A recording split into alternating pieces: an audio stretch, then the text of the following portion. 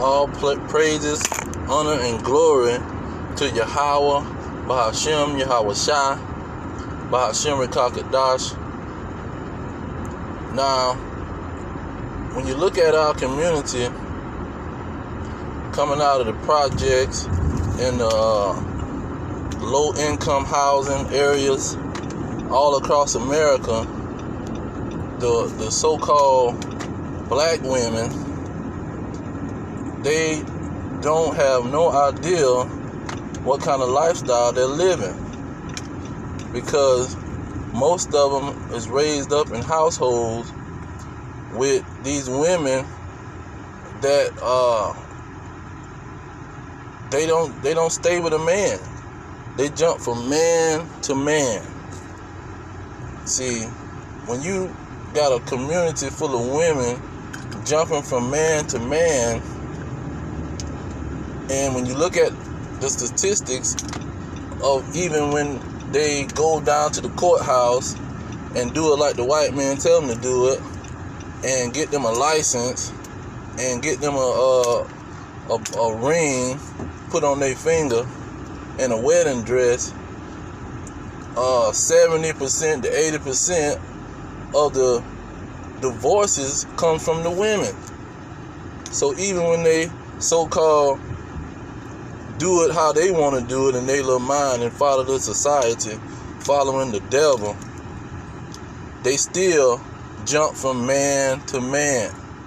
See, they want this husband that's made for them. They don't want to be made for their husband.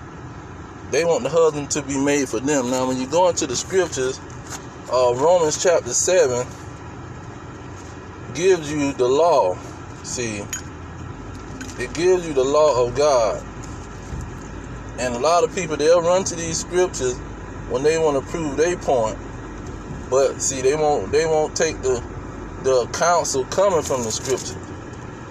Because when you go into Romans 7, it clearly tells the woman how to conduct herself with these men.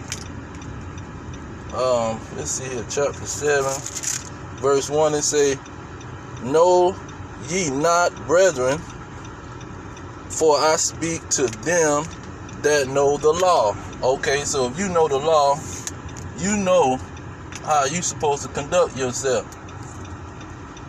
See, it say how that the law has dominion over a man as long as he live. So when it's talking about a man, it's talking about a man and a woman. It's just using a man as the prime example. But the next verse gonna go into the woman. It say, "For the woman which have an husband is bound by the law to her husband so long as he live. But if the husband be dead, she is loose from the law of her husband." So these women ain't waiting till these men die. See, they wait until they get in their little feelings, and when they want it their way, see, and then they hit the road and jump from man to man. See, sperm to sperm. And when you look at the condition of our community, that is the underlying problem. Because when you go into the law, see, you say this is to people who know the law. Because when you know the law, you know the prime thing that you do not do. When you go into Leviticus, in the heart of the law, Leviticus chapter 19, verse 20, it say, "Do not prostitute thy daughter to cause her to be a whore." So when you are a woman, you shouldn't be jumping from man to man, because when you're doing that, you teaching your daughter, because you're going to get pregnant jumping from man to man. You're not going to dodge the bullet every time.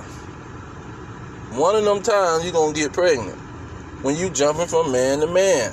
So when you doing that, you get pregnant, now your daughter seeing you jump from man to man, and you causing her to be a whore, thinking that that's how you do it. If he don't follow your rules, if he don't agree with you, you run and hit the road. You start an argument with him, and you run and hit the road and say you can get you a better man. See, Because that be the underlying problem. You're not in there submitting yourself to that man, obeying that man. See, the Christianity that's created through the philosophy of the so-called white man, who is the devil that the Bible speak of, he telling these women that you can jump from man to man. He telling them, if you not married, have a marriage license, and went through some wedding procedure, that this is not your husband. You just fornicating. See, you just committing a sin, and you just need to ask God to forgive you and go to the next man and try to get him to go through that wedding procedure and go to the courthouse and get you a marriage license. That's what they telling these women. So the women jump from man to man, and this is what the next verse is showing you, how our community is towed down. It say, lest the land. So now you talking about the whole land. Everywhere that this is going on with these group of women, the land the land fall to whoredom. So the land is going to fall into whoredom. There's going to be whores everywhere.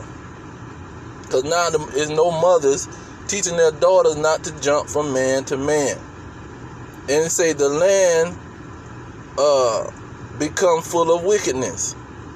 So now not only is they jumping from man to man, wickedness is going to prevail. Wickedness is going to be rampant in the land, because there's no women that's conducting themselves in the right manner. Now when you go to the Apocrypha, it tells you it's no wickedness like the wickedness of a woman.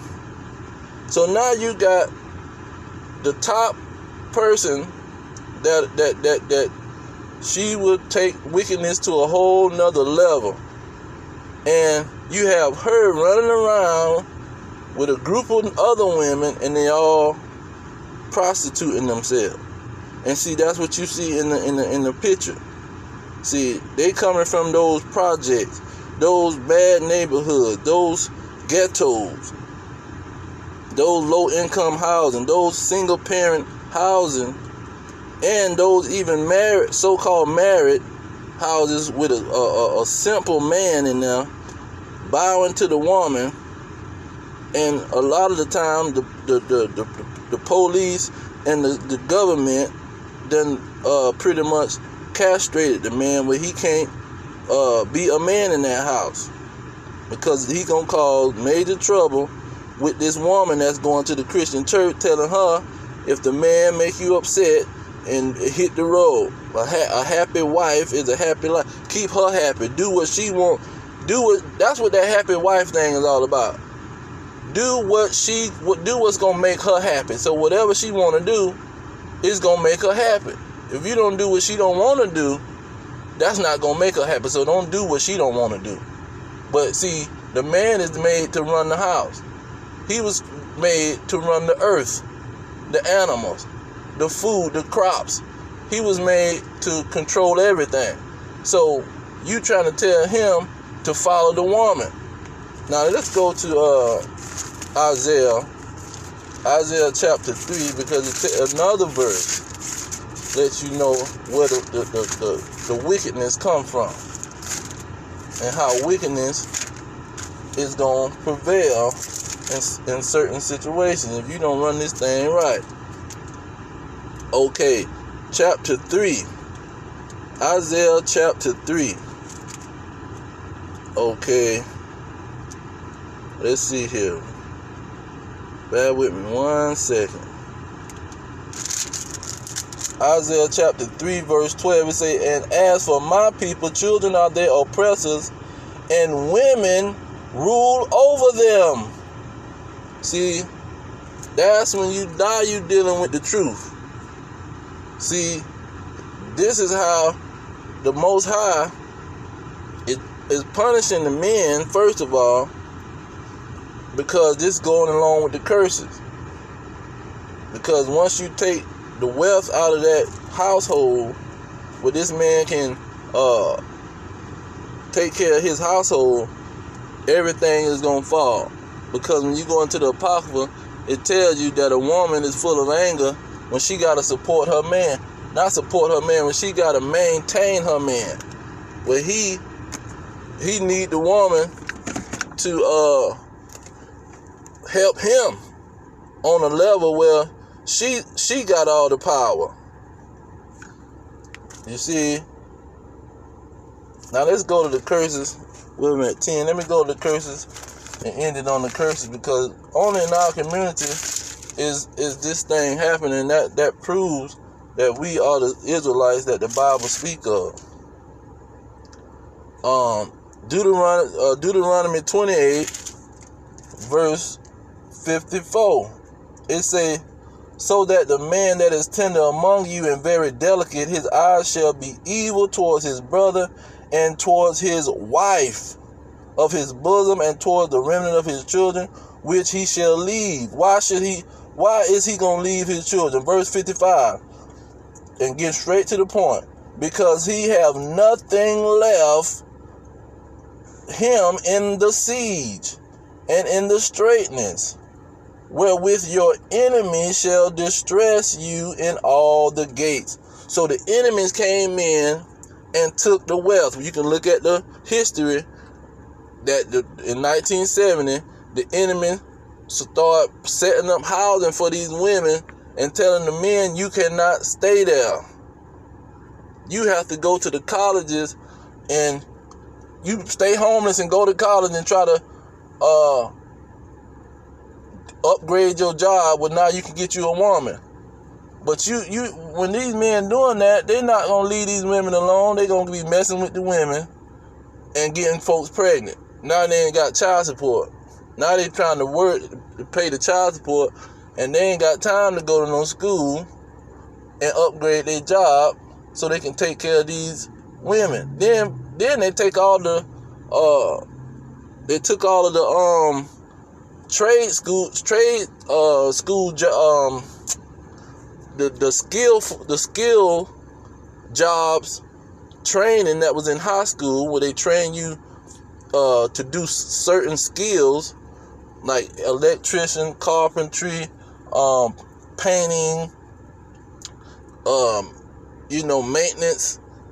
They teaching you all of this in high school. So when you get out of high school, you fully equipped to go out and get you a job and support you a family. See, they took that all out of high school, and now the men, they graduate high school and they got to go get a job and then go to college to get them a skill. See, they got to work for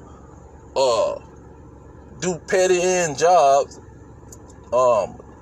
janitors, garbage truck, sweeping up somebody's store, taking out being a maintenance man, the custodian around a restaurant, washing dishes, being a prep cook, doing labor jobs, working day labor. You ain't finna support no family with that, and you ain't finna be in no good situation when you can go to college. You can't afford to support yourself with those jobs.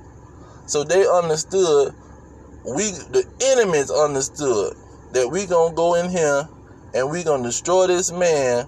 So now the woman gonna jump from man to man, and the land gonna be full of whoredom and wickedness, because that's what they need, is a man. When you go into Timothy, it tells the women, the young women, to go get them a husband and manage a house. It don't tell them to stay single and do their own thing and get their education. See, it don't tell them none of that. It tells them to go get them a man and have some children. Let me read the verse before I'm gonna close out on that, because these women thinking they got another purpose. 1 Timothy 5:14. I will therefore that the younger women marry, bear children, guard the house, give none occasion to the adversary to speak reproachably. Now this was happening to our women in verse 15. For some are already turned aside after Satan. And see, these four women right here, they done turned aside after Satan, running around here, hugging up on some men naked, hugging up on naked men, You see, full of whoredom. But I'm going to leave it there. All praises to Yahweh, Ba'ashem Yahweh Shai, Ba'ashem Kakadash. Double honors to the elders pushing the true peace of the elect worldwide. Our kingdom is at hand. Shalom.